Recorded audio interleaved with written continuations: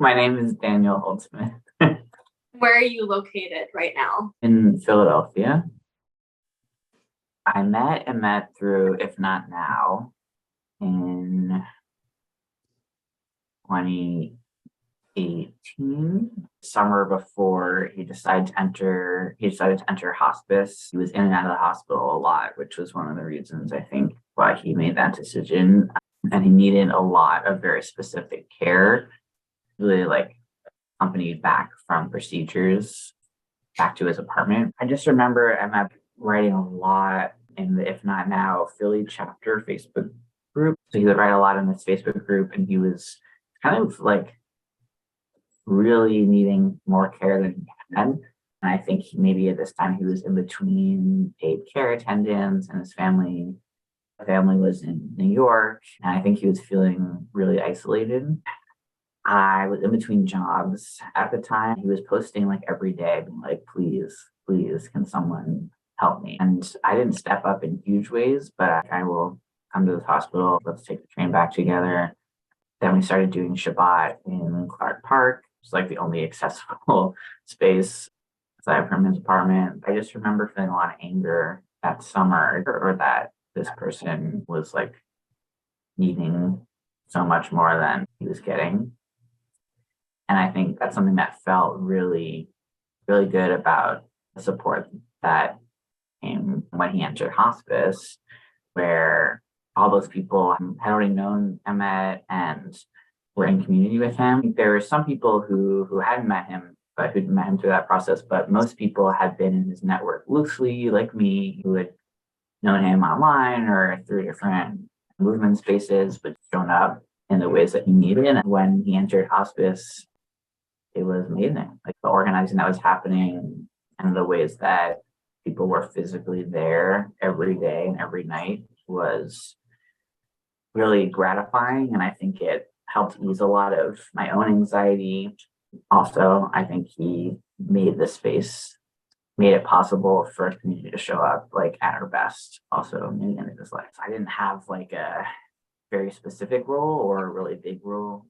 When you came into the room, like what were the kind of things that you would see that needed to be done and that you would do? Well, a big thing that I did often was take care of Rocky or Roxy, who was Emmett's service dog. I would take her, dog sit for her for like weeks at a time, like 2 or 3 weeks. She is the best. She's just the amazing dog.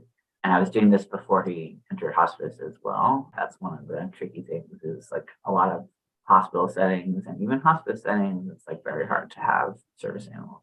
Yeah, when I would go, I mean, I think my role really changed depending on like how he was doing that day. On days when he was in the first hospice setting in Center City, a lot of my role ended up being like interfacing with his parents. It felt just really profound to be in a circle of trans people, like defending someone's right to like die as himself. He was so anxious that he would be misgendered at his funeral, like holding that anxiety with him. I mean, I remember a lot of things from that first half when he was more alert, like with a living funeral. That was amazing. I think I was on the decorations team for that, and we just put up a lot of like very gauche streamers and stuff in this little room. And there are other people on makeup, like Emma got his full makeup done, had like this amazing dress. For people from RC, rabbis there who came, who did the ordination ceremony with him. I remember like that room was packed, like I was like sitting like squeezed in between like a gazillion people on the floor. And I was like crying and laughing, and there was Shake Shack, milkshakes and fries. That was great. Sorry. Important. Yeah, very important. His dying journey was there was so much joy, There's holidays there. We had like a Harry Potter night. I don't even remember. You were there, I remember. And that was before he was in the hospice room. He was in a different hospital room. I would do overnights in that first hospice room. We had like a spreadsheet, you could sign up and basically just like sleep on this little couch. It was rough because the nurses will come in like every few hours and turn on the lights. It's not a easy place to sleep. He would just like talk for hours and like give me advice, and I think we would mainly talk about trans stuff. The day I started T in January 2019, I like walked from Planned Parenthood to his hospice room and I told him about it. He had all this advice. He's like, well, the non-binary people I know, sometimes they do this dosage. I was like, okay, yeah, like sometimes I just wanted to not have advice in that moment, but he had like so much knowledge and been through so much in his own transition and like witnessed so many other people's transitions. And same with disability care. I think he just had a lot of information stockpiled, and coupled with wisdom. He like wanted to get it out before he died, and really did. And I remember when he moved to the second hospice location, I remember there was a day where I was sort of just sitting on a armchair with Roxy on my lap. This felt connective too, to just share space with him. At this point, he was resting. He needed a lot of rest. This was probably like February of 2019. Just sitting there and, maybe dozing off. I was there for like 4 or 5 hours. I remember when people came to visit, one person who came, I'm not going to name them, but one person like really, I don't know, maybe they were anxious, but they really wanted to get him talking in that moment. So they woke him up. And they were like, hey, Matt, like, let's talk about this, like, you want to sing a song, whatever. And he engaged, but it was really hard for him. And the second person who came into the room, I'll never forget, they were someone who had experienced end of life. That person sat by his side, and I don't think even touched him. Maybe they held his hand briefly, but they were just fully present for like, I don't know, 15, 20 minutes, just like fully in the room, watching, listening, praying, but just like witnessing. And they weren't there for their own fulfillment. They didn't need anything out of that space. It seemed like they were just there to like offer a blessing or even just be. Like they were just really, really there in the moment, exactly as he was with him. There was just an energy coming off of that person or in between that person and Annette that was so palpable. That was a moment where I was like, okay, this is like what care can look like and end of life care is. Sometimes you just have to stop trying so hard and let someone go. I think there's something very radical and very loving about seeing people like honor him in that process. The whole time they were like zoned in on Ahmed. It was as if nothing else existed. And that's how I felt sometimes too when I was in that room. There was a lot of people in and out often. There was a photographer, and there was a family, and there were nurses and rabbis and friends. There was often questions of like, how do we create a space or norms in the space so that other people can honor them? Or how do we allow people to have their own relationships with him? That was like a spiritual practice to be fully present in that space, to witness someone who hadn't ever seen a young person near death before. So I think, yeah, like showing up and like not shying away from the realities. Like I think there was a lot that Emmett dealt with before he entered hospice with his chronic illnesses that people shied away from. So it sounds like there was an honesty. Yeah. Honestly, we did our best to still honor him. The kind of care that he had in the end, he needed that all the time. Right. And I think we all did. I think what you were saying before about him asking for what he needed, that I think is the beautiful part. I think he kept asking. I'm thinking about his wedding. Have you seen Umbrella Academy? Yeah. You know the episode called A Wedding at the End of the World. Mm-hmm. Mm-hmm. When I watched that episode, I was like, I understand now why Emmett wanted it. It wasn't about getting married, and it wasn't about marrying someone. It was about if the end should come, the worst should happen, we'll all be together until the very end. Mm-hmm. Right. It was a way to bring people together. Yeah. I think he wanted it to be kind of like a party that's slowly winding down at the end of the night. Mm-hmm. Yeah. I really like that. When he told me he wanted to get married, I was like, Emma, like, who do you want to marry? Who do you want to marry? And he was like, he was like, that's the important part of a wedding.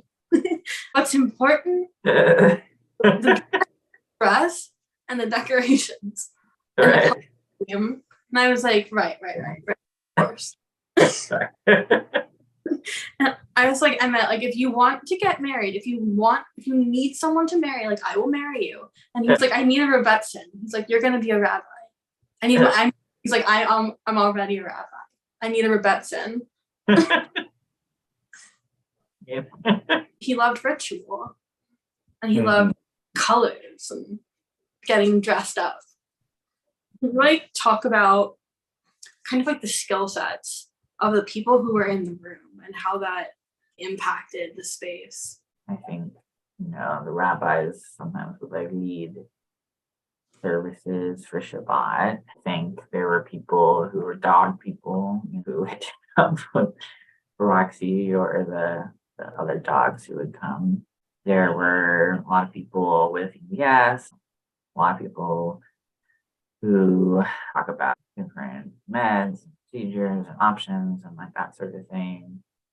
I think I really always appreciated sort of the people who weren't super connected to a med, but just were there to kind of tend to the tenders, if that makes sense. Offer rides and bring snacks and be an ear for venting and interface with the nurses. Didn't have a personal stake in being seen, acknowledged really. And I still think about those people and it's like very grateful. And I think some of those people were also the first people to sit with his body after he died because they did, like they have the emotional capacity to jump right into that. Yeah, I'm really grateful for them. And a lot of them were rabbis or rabbinical students. I had a friend who was like, I really want to help, but like I don't know a man enough. And I was like, all right, well, we have 13 it open and 7 it open, and he doesn't want to be alone at night. So can you just come and sit? And my friend was like, okay, yeah, I guess like I could do that. I think that was like an organizing piece of it, of making people realize that they were needed. There was so much that was needed and they were needed. I think everyone was like a small part of this big thing, like you were saying. There was a lot of people coming in and out for those months were both hugely impactful. And, you didn't have to be there in every moment. He was not alone. He was never alone. Again, it was like his wish. I mean, the day's long. I remember realizing that when people would make Google calendars to try to fill up all the chunks, day long. And it just like took a lot of people to fill up all the hours of every day and every night. Can you speak to how people organized?